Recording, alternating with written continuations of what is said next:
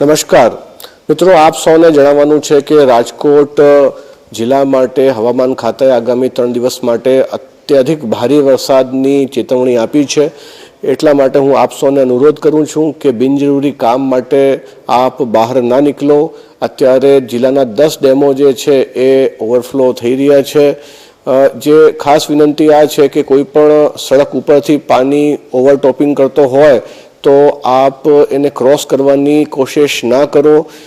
ઘરે જો સગર્ભાઓ હોય તો એમને જો ડિલિવરી ડેટ નજીક હોય તો તાત્કાલિક નજીકના હોસ્પિટલોમાં આપણે સુરક્ષિત રીતે ડિલિવરી માટે ખસેડી દઈએ।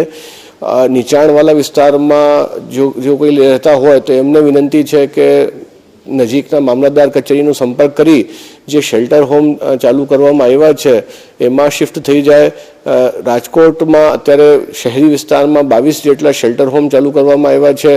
જે લોકમેળામાં જે મજૂરો આવ્યા હતા એમના માટે પણ અલગથી તંત્રે વ્યવસ્થા કરી છે અને એમને પણ અલગથી શેલ્ટર હોમમાં રાખવામાં આવ્યું છે। એમને જમવાની પણ વ્યવસ્થા અલગ અલગ સંસ્થાઓ જેવી કે બોલબાલા ટ્રસ્ટ દ્વારા કરવામાં આવી રહી છે। હું એકવાર ફરી આપ સૌને એ જ વિનંતી કરું છું કે આ વરસાદની ચેતવણીને ધ્યાને રાખી બિનજરૂરી કોઈ પણ કામ માટે ઘરેથી આપ બહાર ના નીકળો। ધન્યવાદ।